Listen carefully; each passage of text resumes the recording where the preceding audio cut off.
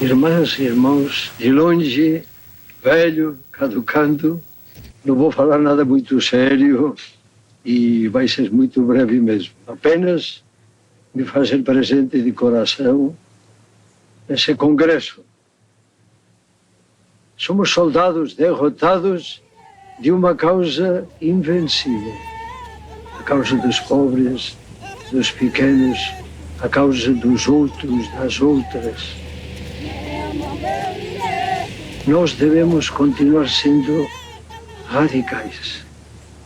O que não significa que não sejamos realistas. Por realismo, somos radicais. Bem-vindos e bem-vindas, representantes dos povos indígenas do Brasil e da América Latina. Bem-vindos, missionários e missionárias do Conselho Indigenista Missionário.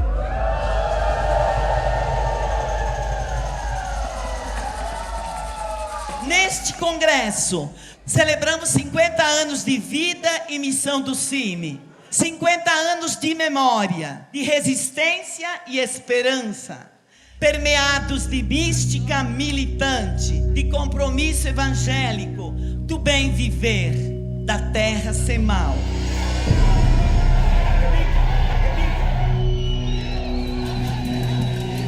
Nós temos que entender o surgimento do CIMI dentro do contexto das lutas de libertação da América Latina. Isso dentro do contexto da Guerra Fria também, um processo de surgimento de várias ditaduras militares aqui no continente. E havia por parte dos povos da América Latina em geral essa experiência cruel de opressão. Porque a ditadura, ela não só assassina muitas pessoas, ela prende, tortura e assassina muitas pessoas, como ela impede as outras pessoas de viverem, porque se elas não podem se reunir, elas não podem se comunicar, a repressão era que determinava tudo. Brasil, gente pra frente, construindo esta nação. Imagine essa realidade para os povos indígenas. A crueldade era maior, que eles viviam sob o regime de tutela. Então era o Estado quem definia o que eles poderiam não falar. Eles já eram os sobreviventes de sucessivos massacres. Eles não podiam se reunir, eles não podiam falar, eles não podiam receber visitas. E é isso que leva algumas pessoas, no contexto das igrejas, a pensar, nós temos que fazer alguma coisa em defesa da vida desses povos. No ano de 1971, há um encontro de antropólogos em Barbados. Esses antropólogos publicam, ao final do encontro, um documento analisando essa situação dos povos indígenas. Esse documento propõe que todas as missões saiam das terras indígenas, porque fazia essa leitura crítica. E o grupo que vai dar origem ao CIMI tem uma outra compreensão. Diz, não, ao invés de sair, nós vamos promover mudanças. Padre Tomás Aquino Lisboa, missionário jesuíta, convivendo há 9 anos com o povo Minqui. Nós estamos aqui na aldeia dos índios Minqui, que há 13 anos foram contactados pela primeira vez no dia 13 de junho de 1971. Estamos aqui com eles, tentando um sistema novo de presença da igreja junto a esses povos. A fé que eu tenho em Cristo, nada me impede de viver essa mesma vida que os Minqui aqui estão vivendo. Tem inicialmente um grupo pequeno de alguns padres, bispos, algumas religiosas. E a partir dessa construção, da análise política do contexto latino-americano e desses povos, que são os povos originários, eles entendem que a igreja precisa assumir um compromisso com a defesa da vida desses povos. Mas como assumir esse compromisso quando a gente já tem experiência de 500 anos de presença da igreja que era articulada com o Estado? Então acabava sendo uma ação de extermínio desses povos, porque a catequese, lamentavelmente, no momento em que ela se impôs como a fé cristã sendo a fé que deveria predominar dentro desses povos, ela contribui com o projeto colonizador. Foi uma mudança profunda, como vocês podem imaginar. Parcela da igreja não estava de acordo. Estava de acordo em salvar os índios, sim, mas que seja integrado na sociedade através de uma profissão, mas sobretudo através da integração na Igreja Católica. Aí chega o CIMI e fala: em todas as religiões podemos nos salvar. Com isso caiu um pressuposto da missão católica muito importante, de 2000 anos quase.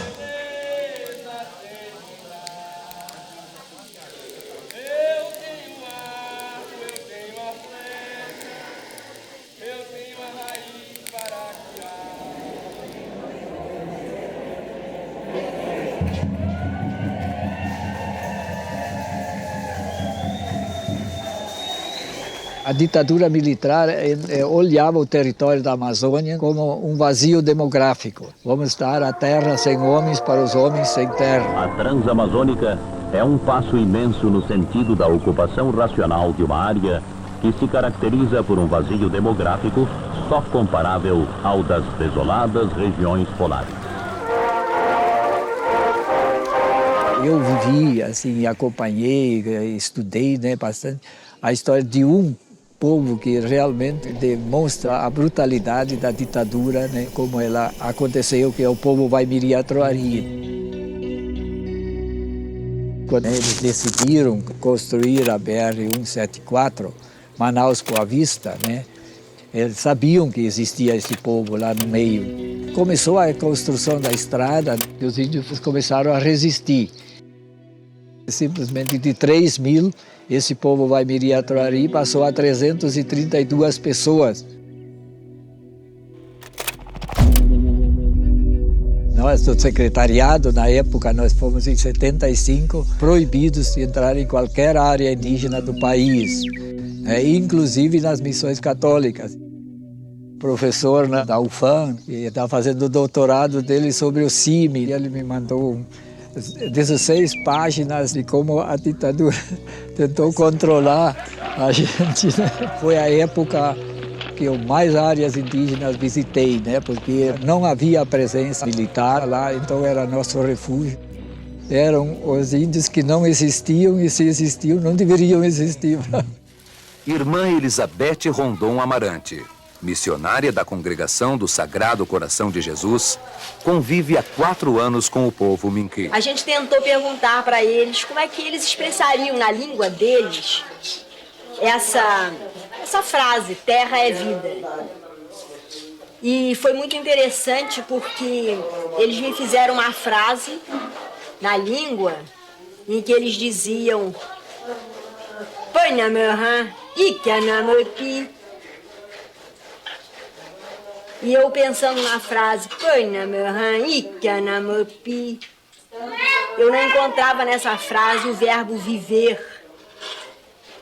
E depois eles me explicaram que não era o verbo viver, era o verbo ipi, o verbo morar. Para eles, viver é morar, é conviver. O contato dos Minquê foi uma coisa muito bonita, porque os Irãs diziam, tem parente nosso por aí.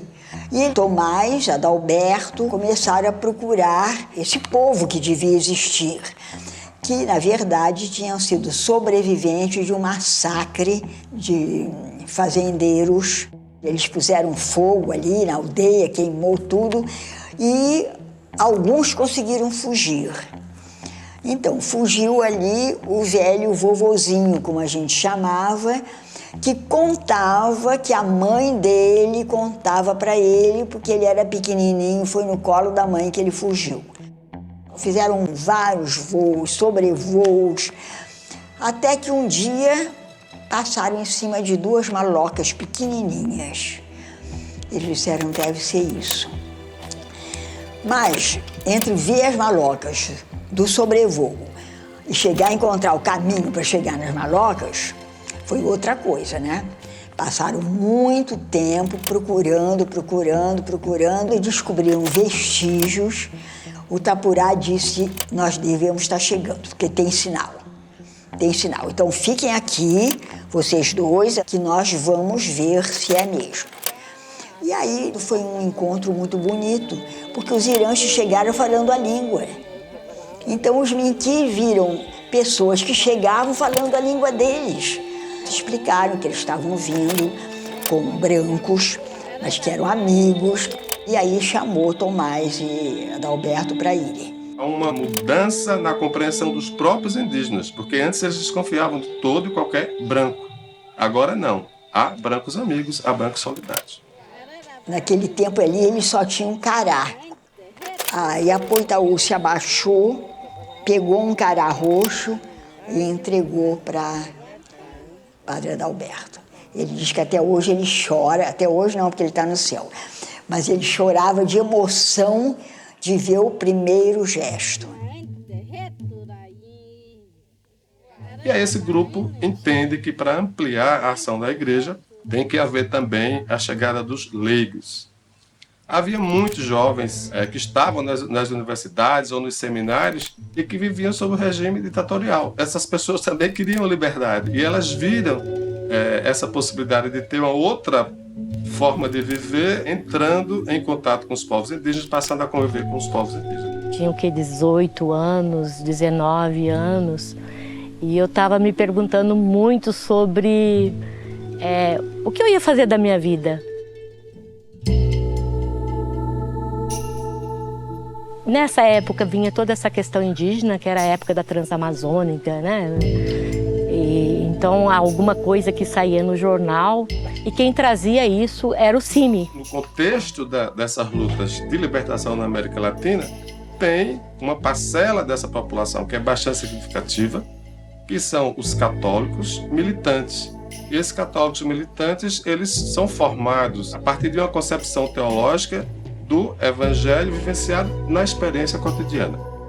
Era aquela coisa de você ter bem pouco, uma mochila mesmo, e sair a caminhar. Você fazia um trabalho que no início seria de levantamento, mas pós-levantamento você está num lugar, no outro lugar, com a mochila nas costas, vivendo com aquelas condições que estavam postas ali, né? Não podia deixar de aprender a fiar. Não foi muito difícil no começo, não é?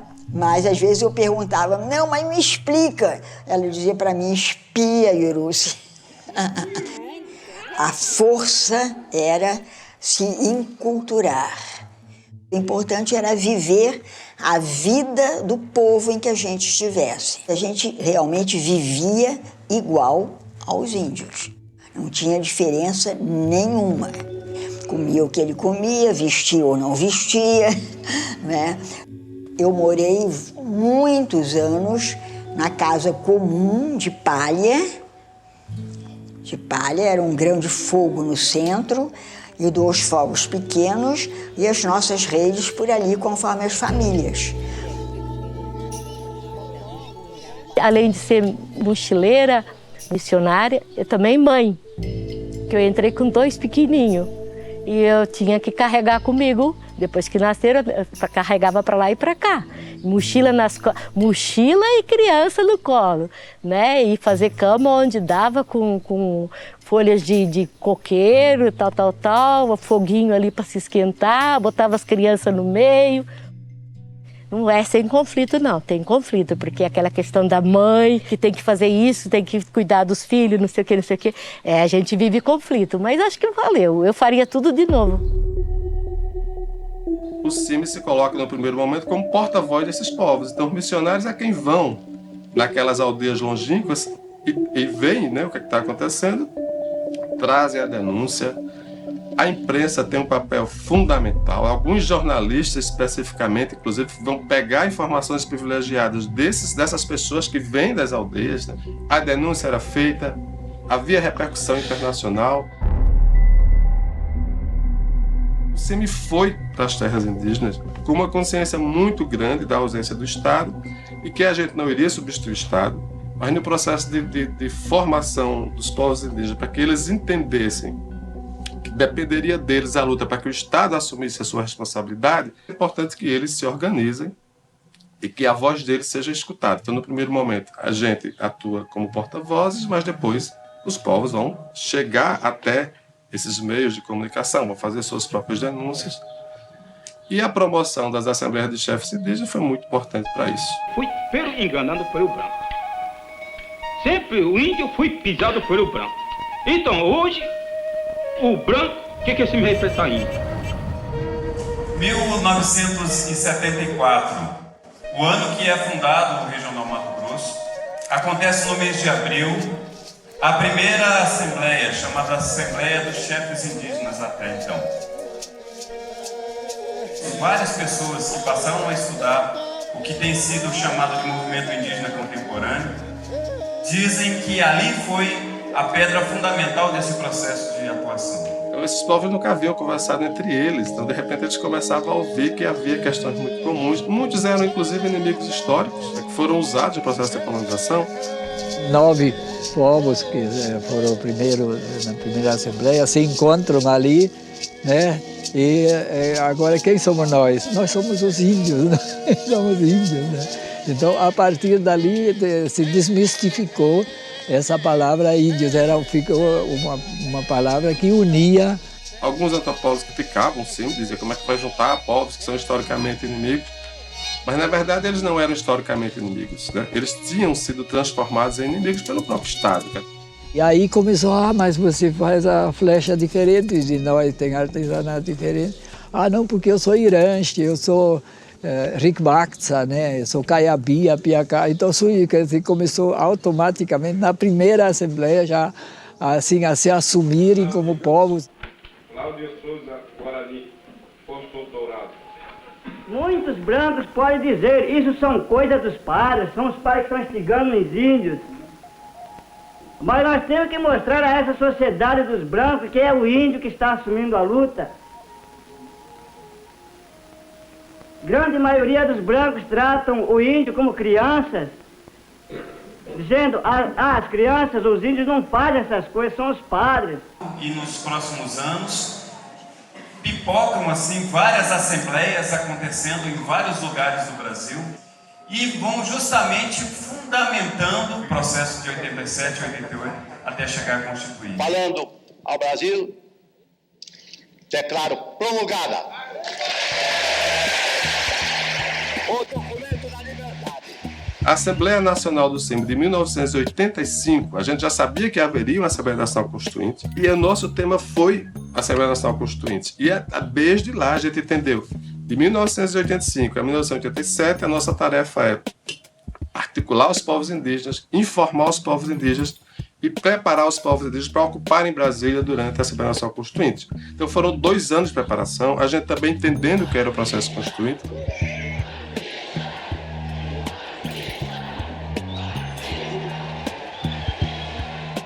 E o que era que a gente já discutia? A gente discutia, olha, nós temos que mudar essa concepção de que tem que provar posse memorial, porque esses povos foram expulsos dos territórios de origem. Então se começou a trabalhar o conceito de terra tradicionalmente ocupada, que é um conceito muito revolucionário.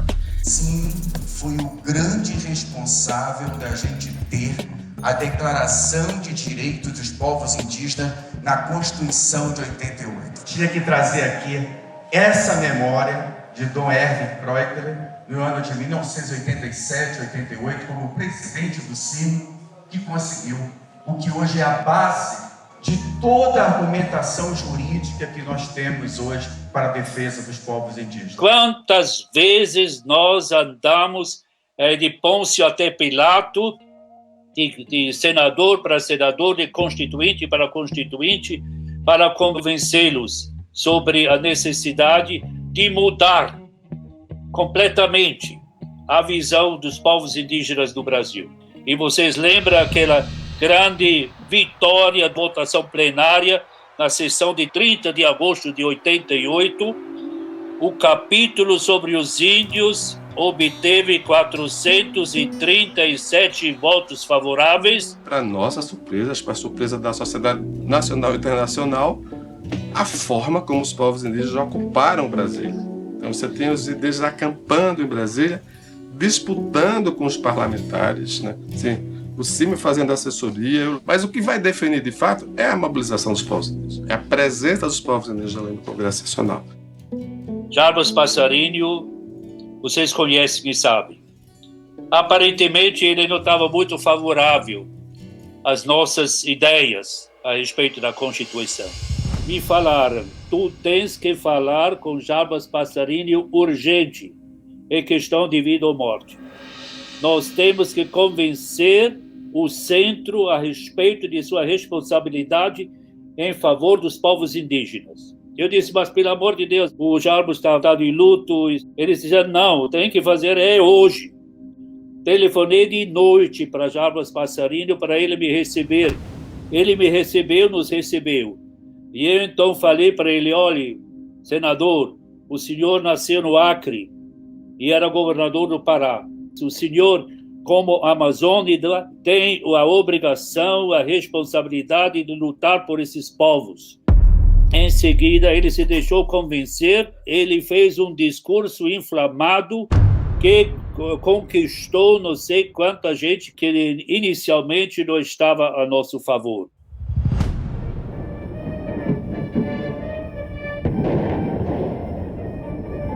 Quando a gente sai da Constituição, aí o CIMI começa uma nova fase. Essa nova fase agora, ela se dá já com os direitos conquistados, porque até então, dos anos 70 até o final dos anos 80, a nossa luta era para conquistar os direitos.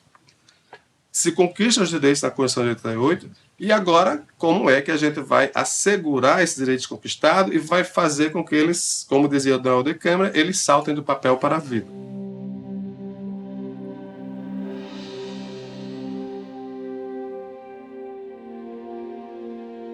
Eu nasci em 85, era período, enfim, dos assassinatos emblemáticos, como do Marçal de Souza, do Vicente Cães. E quem puxa esse gatilho, né? Quem é esse capital que assassina? A bandeira da luta pela terra foi a principal bandeira do CIMI, desde a sua fundação até hoje, porque se entende que os povos indígenas dependem dos seus territórios tradicionais para sobreviverem, porque somente com seus territórios demarcados eles podem, de fato, vivenciar sua autonomia. Em 2013, as coisas estavam pegando fogo. Os fazendeiros, o agronegócio, estava literalmente vendendo gado para constituir milícia. Começaram a montar ali grupos paramilitares e ensejar ataques contra todos os territórios. No sábado, os produtores de Mato Grosso do Sul lançaram um movimento nacional contra a ocupação de terras por índios. O leilão da resistência, como é chamado, tem sido alvo de críticas por parte de movimentos ligados à causa indígena que acusam os fazendeiros de financiarem milícias armadas no campo. E essa questão é ideológica. Índios, negros, sem terra, gays, E o CIMI é um braço fascista da Igreja Católica, que incita lá no meu estado invasões. Eu vou começar a dar o direito de se defender com armas. E o CIMI passou a ser perseguido porque ele era o aliado que esses povos tinham para denunciar essa situação. Então a gente passou a sofrer verdadeiros absurdos, barbaridades, enfim, como a CPI de 2015. Agora eu vou perguntar para você, o que está por trás dos conflitos agrários em Mato Grosso do Sul? A Comissão Parlamentar de Inquérito, a CPI do CIMI, está prestes a ser concluída. E ontem, os deputados já divulgaram que descobriram com as investigações. Você vai ficar sabendo agora nessa reportagem que está na sua TV. Os conflitos por terras em Mato Grosso do Sul teriam sido arquitetados e estimulados pelo Conselho Indigenista Missionário, o CIMI. Essa é a conclusão preliminar da CPI, que investiga as ações dos missionários com os índios. De uma forma completamente mirabolante, tentava incutir ao CIMI, né, a responsabilidade das reações que os indígenas tinham, que eram orgânicas à própria situação que lhes empurrava, né? A situação da falta de terra do agronegócio. Esta CPI criada, ela tem um viés político, ideológico muito claro. Porque muitas pessoas acham que os indígenas não são pessoas humanas, portadoras de direitos e de dignidade. Uma CPI para criminalizar um órgão, um conselho indigenista, é para desviar o foco do debate. Eu acho que o grande testemunho que o CIMI deu nesses momentos foi a irmandade que constituiu com os povos indígenas, de quando a luta apertou, o CIMI não arredou o pé. Mesmo nos ataques paramilitares, com os estados funcionando de forma orgânica ao agronegócio, mas o CIMI constituiu essa esperança, né? Alguns dos indígenas nos chamam de mensageiros, enfim, de amigos, né? Exatamente porque lá estivemos nos seus piores momentos, chorando seus mortos, com eles nos momentos mais trágicos, mas projetando futuros, enfim, e esperança na conquista dos seus territórios.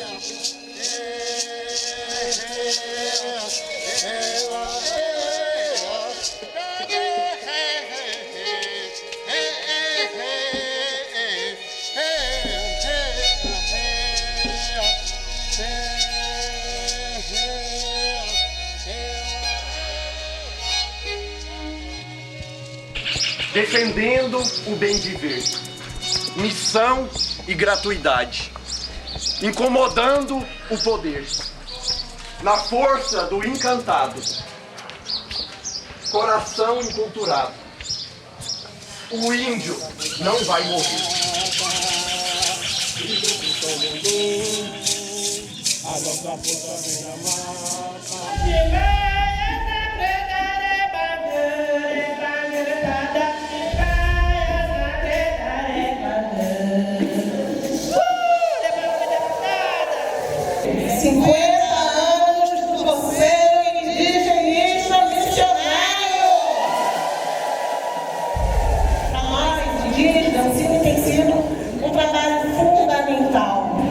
Missionários estão nas áreas, muitas vezes doando sua vida junto com os povos indígenas. Isso é solidariedade, isso é missão de vida, isso é atender o chamado, a lutar, a defender a vida. Assim como o CIMI colaborou com os povos indígenas para que eles rompessem aquele isolamento um dos outros, e que agora não, agora eles conseguem fazer organizações de vários povos, conseguem fazer assembleias de vários povos, o acampamento Terra Livre. Esse é um momento histórico que marca um momento em que os povos indígenas do Brasil, mais uma vez, ao longo desses 500 anos, diz ao Estado brasileiro que jamais se ajoelhará diante de qualquer governo. Crucial, onde nós temos esse ano as eleições, nós temos o julgamento do marco temporal, que vai ser no mês de junho, e nós temos uma resistência muito forte dos povos indígenas para conseguir enterrar de vez toda essa perseguição, toda essa morte.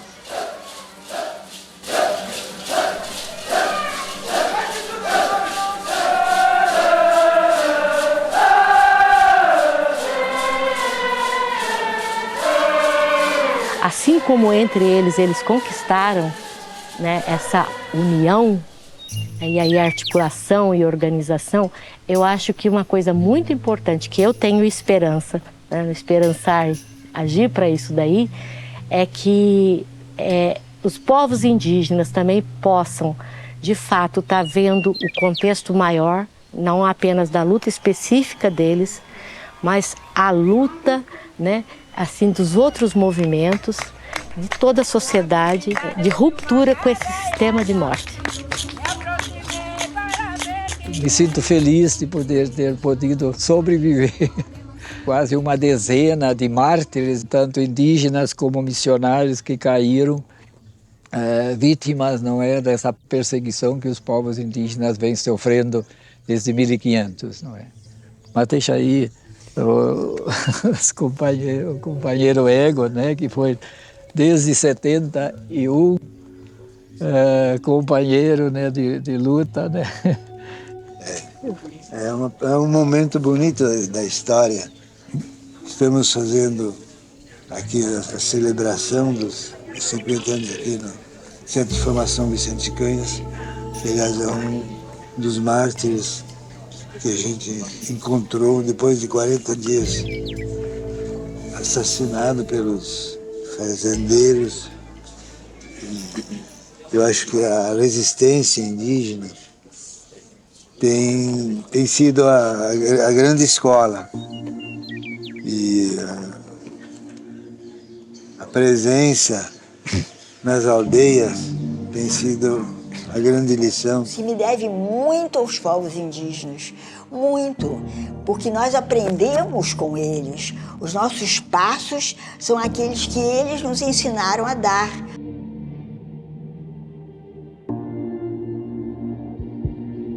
Eu tenho esperança, sim, que realmente o CIMI vai continuar nessa linha daquele jeito que os Minki falavam do horizonte aberto. Eu estava pensando nisso hoje. Eu acho que tudo isso, a memória, a mística, a resistência, não é? Tudo isso, chegando aos 50 anos, é um horizonte aberto. Porque nós precisamos requalificar também o papel da memória. O papel da memória como um elemento de resistência. Olhar a documentação histórica e encontrar a ação do CIMI, a gente vê a coerência, né, das atitudes de pessoas que lidavam nos anos 70, nos anos 80, nos anos 90, e como a prática é coerente ao longo desses 50 anos. Trazendo a memória desses tantos anos, vendo a resistência dos povos e a resistência nossa mesmo como entidade do CIMI, de tantos companheiros que estão por aí existindo quase os 50 anos mesmo. É importante dizer que hoje nós também vamos pensar nessa esperança do daqui para frente. Todo fruto tem semente, toda semente tem flor. É comunicação. Não será em vão, não te preocupe, a colheita, plantas para irmão.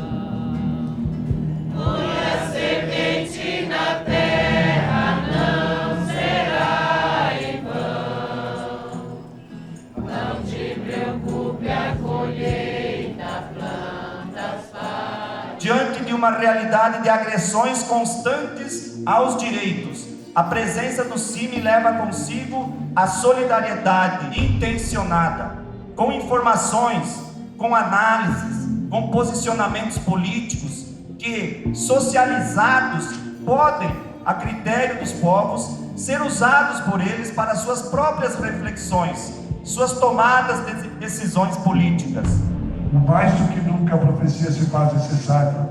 Diante da conjuntura atual, é necessário ao Conselho de Ministros Missionário, a todos nós, termos a coragem de nos renovar na esperança, na resistência, na mística e na memória. Que a gente consiga sair desse ambiente de celebração muito mais revigorados, com muito mais força, determinação, não é? Para seguir nessa luta por vida, terra e justiça. Seguimos na esperança.